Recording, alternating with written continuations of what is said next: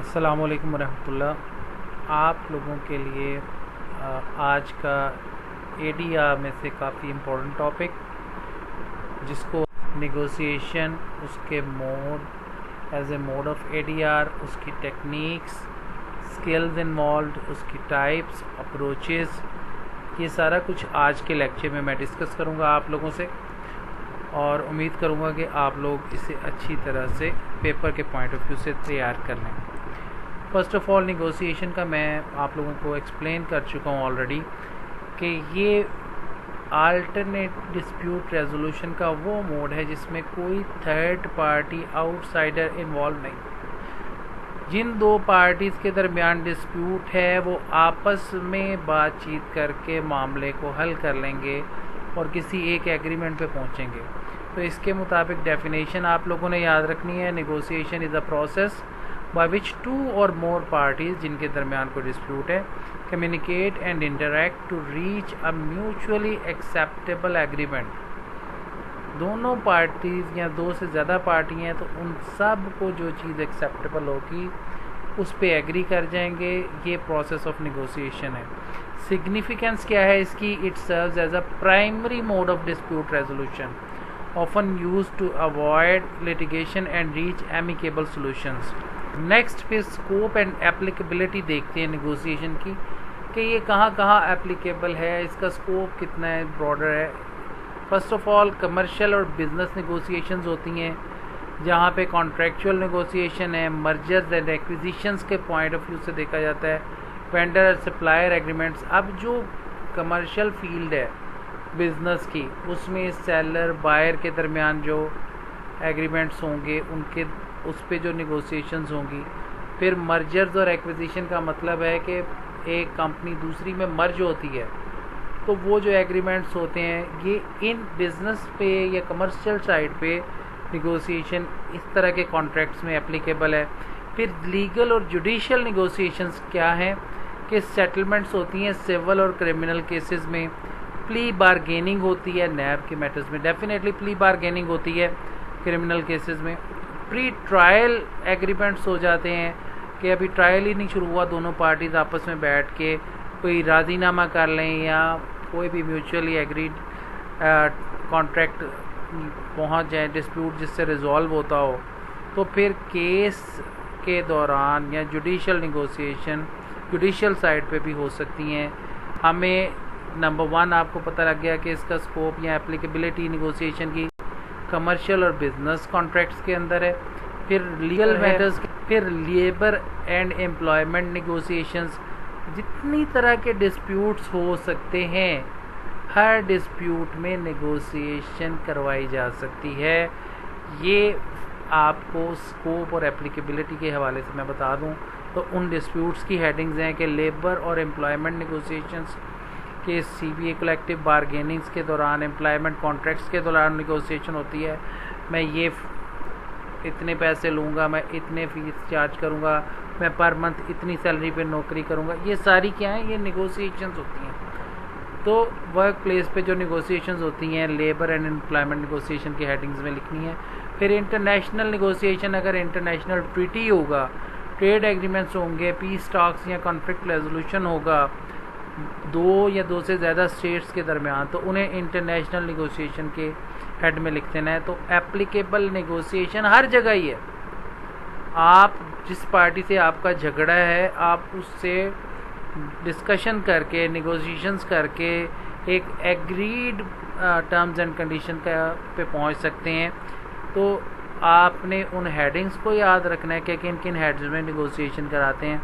फिर पर्सनल और family disputes में आ जाता है कि इसकी सिग्निफिकेंस देख लीजिएगा। केस की इम्पोर्टेंस ऑफ बाइंडिंग एग्रीमेंट्स ये है। The case highlighted the significance of understanding when a negotiation agreement becomes legally binding even though Pennzoil and Getty oils only had an agreement in principle the court considered it binding. फिर Williams और Walker Thomas का case है, वो 1965 में आया था। Court का decision यही था कि आपने फेथफुल रहते हुए एग्रीमेंट करना है, ट्रस्ट ब्रीच नहीं करना, कॉन्शियस माइंड को अप्लाई करे, अप्रोच करे, आप लोगों ने जो भी एग्रीमेंट किया है, ये केस भी आप। नेक्स्ट है फेजेस ऑफ नेगोशिएशन क्या है। पहले नंबर पे सबसे पहले जब भी किसी डिस्प्यूट की नेगोशिएशन होती है तो प्रेपरेशन होती है। आप उसके बारे में अपने आप को प्रिपेयर करते हैं कि मैं अगर एक पार्टी हूँ डिस्प्यूट की, तो मैं मेंटली रेडी होता हूँ कि मेरे सामने ये डिस्प्यूट है, मेरा झगड़ा है, मैंने उसको अंडरस्टैंड करना है कि किस पॉइंट पे मैं झगड़ा कर रहा हूँ। भाई अगर पेंटर ने मेरे घर का पेंट ख़राब कर दिया है तो मुझे पता होना चाहिए कि किस वजह से ख़राब हुआ है, मैंने उसे टास्क क्या दिया था, उसने करना क्या था, उसने पुरानी दीवारों को बिल्कुल साफ़ करके फिर पेंट करना था या ऐसे ही कर देना था। तो अंडरस्टैंडिंग ऑफ द इश्यूज़, ये बेसिक चीज़ आपको पता होनी चाहिए कि प्रेपरेशन में अंडरस्टैंडिंग द इश्यूज़, फिर गैदरिंग रेलिवेंट इन्फॉर्मेशन, फिर मुझे पता भी लगे, मैं 2-4 और लोगों से पता करूं कि हाँ भाई ये नुकसान अगर हो जाए किसी गलती की वजह से तो फिर मुझे कितने क्या करना चाहिए, क्या इसका अल्टरनेट है। ये सारी सिचुएशंस की प्रेपरेशन करना नंबर 1। फिर ओपनिंग का मतलब ये है कि जिस वक्त आप एक दूसरे के सामने बैठते हैं तो फिर अपने इश्यूज़ खोलते हैं कि भाई ये तुम्हारी वजह से ये प्रॉब्लम आई, ये आई, ऐसे एग्री हुआ था, तुमने ऐसे नहीं किया, तो डिस्प्यूट फिर क्या था, ओपनिंग आ जाती है। सेकंड नंबर पे फिर एक्सप्लोरेशन आ जाती है कि identifying underlying interest and needs, के आपको क्या चाहिए था और क्या हो गया। फिर जनरेटिंग ऑप्शंस एंड अल्टरनेटिव्स, अब इसका क्या कर सकते हो, अब क्या कर सकते हैं, जनरेट करना सॉल्यूशंस। फिर है बारगेनिंग कि हाँ भाई थोड़ा नुकसान तुम बर्दाश्त करो, थोड़ा मैं हो कि मेरी वजह से नहीं हुआ, आप ही बर्दाश्त करें, तो बारगेनिंग की स्टेज आती। चीज़ें यहाँ तक आपको समझें। नेक्स्ट प्रिंसिपल और अप्रोचेस क्या है, ये आप लोग डिस्ट्रीब्यूटिव नेगोशिएशन होती है, कॉम्पिटिटिव या विन लूज सिचुएशन में, या तो मैं जीतूंगा या मैं हारूंगा। एक नेगोशिएशन की अप्रोच ये है आइदर विन और लूज। इसमें क्या है, ये बुलेट पॉइंट्स आप देखें। The interest of both all are parties clearly in conflict, कि या तो कुछ लेके आना है या कुछ भी नहीं मिलना। The other party insist on taking a win lose approach. You do not need to foster और न्यूर्चर लॉन्ग टर्म रिलेशनशिप्स, के आपने ज़रूरी नहीं है आपको ठीक है मिलता है मिले, नहीं कुछ मिलता ना मिले, आपने रिलेशनशिप प्रिजर्व नहीं करनी दूसरी पार्टी के साथ। और फिर नेक्स्ट है कि you are powerful enough to prevail, और आप इस पोजीशन पे हैं कि यार इस वक्त जो भी मिलता है मैं ले जाऊं, बाद में देखी जाएगी। नेक्स्ट है शॉर्ट टर्म गोल। उसमें मोस्ट इम्पॉर्टेंट जो चीज़ है इस अप्रोच में कि आपको अभी जो चाहिए वो चाहिए इस पार्टी से, बाद में पार्टी, वो कहते हैं ना पंजाबी में खसमा नु पाए, ये वो वाली। नेक्स्ट है इंटीग्रेटिव नेगोशिएशन। ये है, इसी में भी ये भी आप देख लीजिएगा कि विन विन नेगोशिएशन की स्किल है, अब उससे थोड़ी सी अपोज है। अब बुलेट पॉइंट्स देखें। You and the other party have common shared interest, कि दोनों पार्टीज़ के दरमियान कॉमन इंटरेस्ट है। The other party is willing to consider a win win approach, कि दोनों को ही कुछ ना कुछ मिल जाए। You are in a weaker position और power is approximately equal. Building a continuing trusting relationship is important. इसमें आप रिलेशनशिप को कंटिन्यू करना चाहते हैं इंटीग्रेटिव नेगोशिएशन में। फिर लॉन्ग टर्म्स गोल्स, कि आपने इसको लेके चलना है फ्यूचर में इसके साथ रिलेशन बना के, तो ये इंटीग्रेटिव नेगोशिएशन है। फिर बांटना मींस कि best alternative to a negotiated agreement. अब इसका अल्टरनेटिव क्या हो सकता है ये देखना है। अब जो best alternative to a negotiation agreement, जिसे बांटना भी कहते हैं, उसमें आप देखते हैं कि अगर नेगोशिएशन फेल हो जाती है तो फिर उसके मुतबादिल क्या रास्ता है, ये नेक्स्ट है। अब टेक्निक स्किल्स और टेक्निक्स है नेगोशिएशन की, जिसमें प्रेपरेशन और प्लानिंग आ जाती है। टेक्निक्स अलग हैं, स्किल्स अलग हैं, ये देख लीजिएगा गौर से कि आपने प्रिपेयर करना है और प्लान करना है, रिसर्च करके इंफॉर्मेशन गैदर करनी है, गोल सेट करने हैं अपने। फिर एक्टिव लिसनिंग होनी चाहिए आपके अंदर, आप अटेंशन पे करें, फोकस करें on the speaker without interrupting. दूसरी पार्टी को बोलने दें, सुने उसकी बात और अंडरस्टैंड करें। फिर रिफ्लेक्टेड एंड क्लैरिफाई के फ्रेजेस जो समराइज़ की गई हों उससे क्लियर करें उस वक्त बैठ के पार्टी के पास। फिर एम्पैथी होनी चाहिए, understood and acknowledge the emotions and perspective of the other party, के दूसरी पार्टी के इमोशंस कितने अटैच हैं, कितना वो इंटरेस्ट ले रही है अपने इस डिस्प्यूट में, एक्टिव मुराद है। फिर framing and reframing, positive framing होती है कि प्रेजेंट प्रपोजल्स, आपने प्रपोजल फ्रेम करने हैं, हाईलाइट करने हैं बेनिफिट्स एंड म्यूचुअल गेंस को। फिर रीफ्रेमिंग ऑब्जेक्शंस, फिर उन ऑब्जेक्शंस को रीफ्रेम्स भी करना है। Turn negative statement into opportunities for further discussions and problem solving, कि अगर कोई प्रपोजल आए उसके ऊपर नेगेटिव डिस्कशंस भी करनी है ताकि वो भी प्रॉब्लम सॉल्व हो सके। एंकरिंग, ये आगे इनिशियल ऑफर आप सेट द टोन। एंकरिंग से मुराद ये है कि जैसे आपके पास कोई टीवी एंकर का भी रोल आप देखते हैं ना, तो वो यही होता है कि वो स्पून फिटिंग कर रहा होता है, खामोश आपको नहीं बैठने देता, वो आपको बता रहा होता है कि अब ये क्वेश्चन कर लो, इसका जवाब, इसका जवाब। तो इनिशियल ऑफर्स देनी है। फिर आपने set the tone and range for negotiation और adjusting anchors, use counter offer to shift the negotiation focus closer to your target. इस तरह बातचीत करते करते दूसरी पार्टी को अपने टारगेट के करीब लेके आना है। Then questioning, obviously open ended question होते हैं कि encourage detailed responses and explore interest and needs. Open ended question में आप खुल के बताते हैं उससे कि यार ये मेरी नीड्स हैं, ये ज़रूरियात हैं, इसके ऊपर मुझे बताओ, कि मेरी रिजर्वेशन हैं, इस पे बताओ क्या बात है। फिर प्रोबिंग क्वेश्चन होते हैं कि आप मामले को तय तक जाना चाहते हैं, इंटेरोगेशंस नहीं करते जिस तरह से। तो क्लैरिफाइंग क्वेश्चन, अगर किसी जगह पे कोई प्रॉब्लम आती है या आप मिसअंडरस्टैंड कर रही हैं दोनों पार्टीज, तो क्लैरिफाई करने के लिए जो क्वेश्चन कहते हैं, ये क्वेश्चनिंग की टेक्निक है, बीच में इन्वॉल्व होती। बिल्डिंग रैपर्ड, अब ये भी है कि रिलेशनशिप आपने बिल्ड करनी है, तो आपने इस्टेब्लिश ट्रस्ट, आप दूसरी पार्टी के साथ ऑनेस्ट रहें, ट्रांसपेरेंट रहें और रिलायबल भी रहें। Then find common ground, identify shared interest and values, दूसरे को भी कन्विंस करें कि यार ये हम दोनों का मुश्तरका बेनिफिट है, इसमें हम दोनों का ही फ़ायदा है। फिर पॉजिटिव बॉडी लैंग्वेज, गुस्से में ना आए, लड़ाई की तरफ ना जाएं। रिलेशनशिप बिल्ड करना, building rapport, rapport means relationship, तो ये आपने इसमें देखनी है। फिर कंसेशंस एंड ट्रेड ऑफ्स, जो भी कंसेशंस अगर देने का आपके माइंड में है तो वो पहले से ही कंसिडर करके रखें।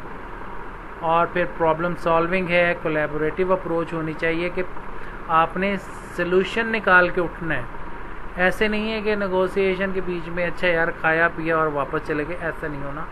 कोई ना कोई बेहतरीन सलूशन उसका सॉर्ट आउट करें नेगोशिएशन के दरमियान। नेगोशिएशंस करने के बाद फिर क्लोजिंग डील्स, वही बात है कि एग्रीमेंट को समराइज़ करें, लिखें, फाइनलाइज करें ऑफर्स को और एग्रीमेंट को प्रिपेयर करें। उसका फिर फॉलो अप किया जाना है टाइम टू टाइम, जो क्या किस तरह से हो रही है, नहीं हो रही।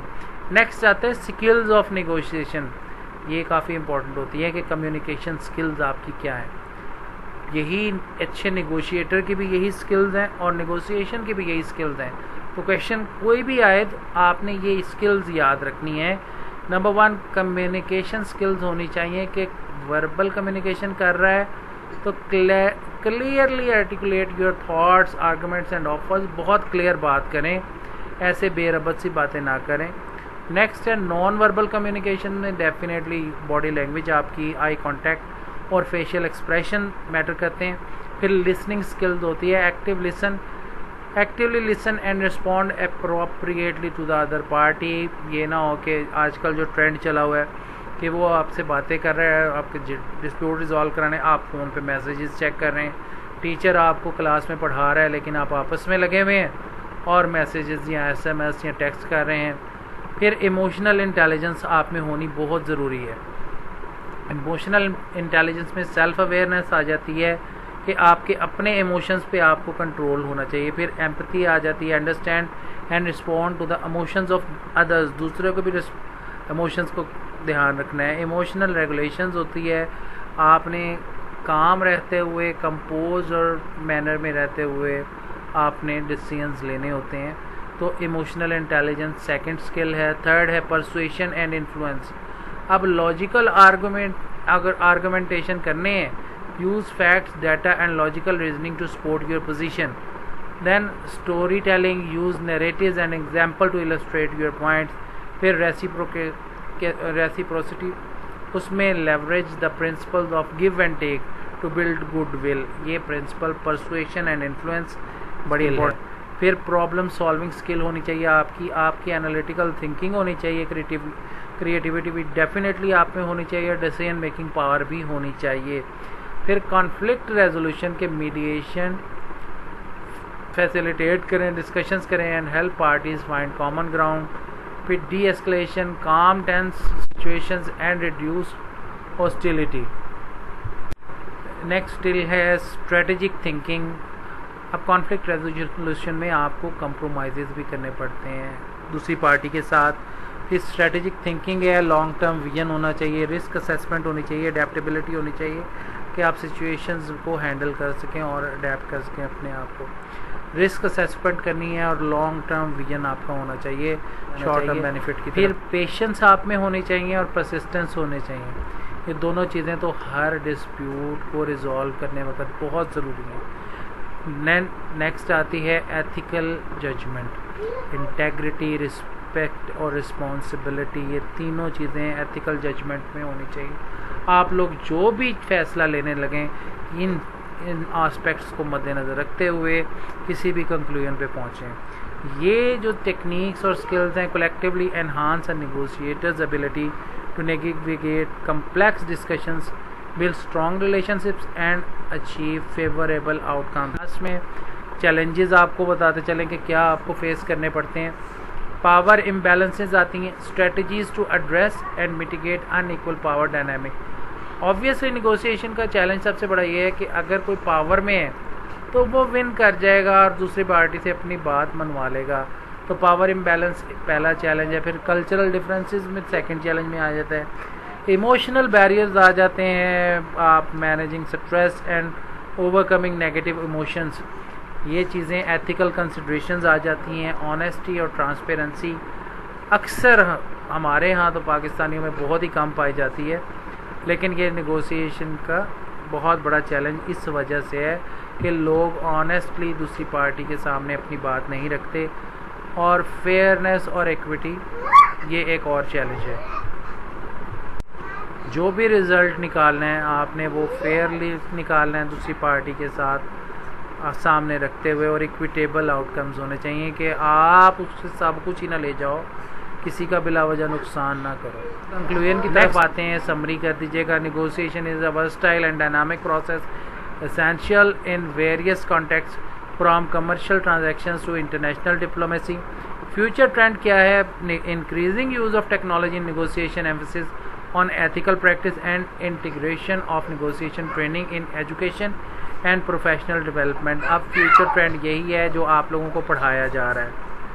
अब आप लोगों से गुजारिश है कि इसे अच्छे तरीके से प्रिपेयर कर लीजिएगा। कोई क्वेश्चंस हो तो पूछ लीजिएगा।